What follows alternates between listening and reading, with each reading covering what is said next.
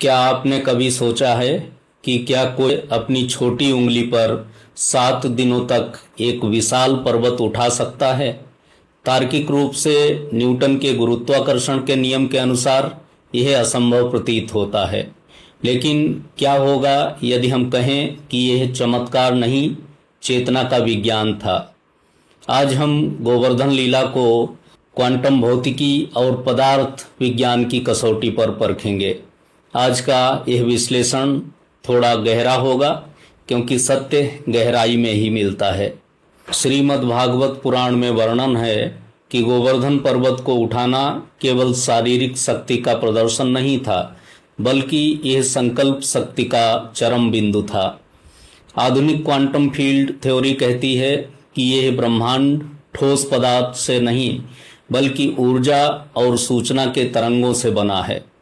जब कोई चेतना का उच्चतम स्तर प्राप्त कर लेता है, तो वो पदार्थ के घनत्व को नियंत्रित कर सकता है।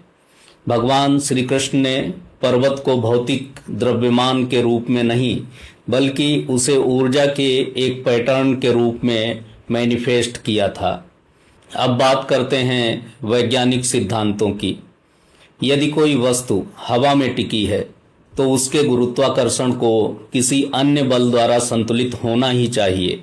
वैज्ञानिक सिद्धांतों के अनुसार यदि किसी स्थान पर एक शक्तिशाली इलेक्ट्रोमैग्नेटिक फील्ड या नॉन लोकेलिटी का क्षेत्र निर्मित कर दिया जाए, तो गुरुत्वाकर्षण प्रभावहीन हो सकता है।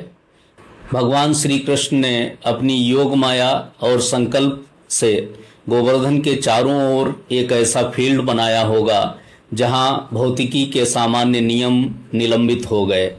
यह वही विज्ञान है जिसे हम आज लैब में क्वांटम लेविटेशन कहते हैं, जहां वस्तुएं बिना किसी सहारे के हवा में तैरती हैं।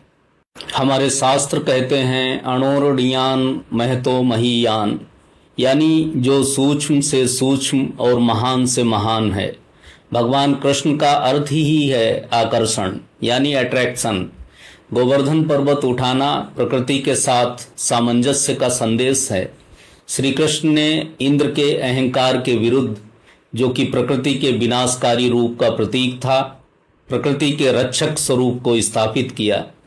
यह पर्वत उठाना केवल भार उठाना नहीं था, बल्कि यह प्रकृति और मनुष्य के बीच के क्वांटम संबंध को फिर से जोड़ने का एक वैज्ञानिक प्रयोग था। तो क्या गोवर्धन लीला केवल एक कहानी है? नहीं, यह हमें सिखाती है कि जब चेतना ऊर्जा के साथ एकाकार हो जाती है, तो असंभव भी संभव हो जाता है। आज का विज्ञान जहां क्वांटम एंटेंगलमेंट की बात कर रहा है, हमारे पूर्वज उसे हजारों वर्ष पहले योग के माध्यम से सिद्ध कर चुके थे। क्या आप भी इस वैज्ञानिक दृष्टिकोण से सहमत हैं? कमेंट बॉक्स में मुझे अपनी तार्किक राय जरूर बताएं। इस विस्मयकारी और वैज्ञानिक ज्ञान से भरे वीडियो को समाज में जमकर शेयर करें, ताकि वे लोग जो इसे केवल चमत्कार समझकर ठुकरा देते हैं, वे इसके पीछे का विज्ञान समझ सकें। हमारे फेसबुक पेज को फॉलो और यूट्यूब चैनल को सब्सक्राइब करना ना भूलें। सजग रहिए, तार्किक बनिए, इस जीवन के हर पल का आनंद लीजिए। धन्यवाद। जय श्री कृष्ण।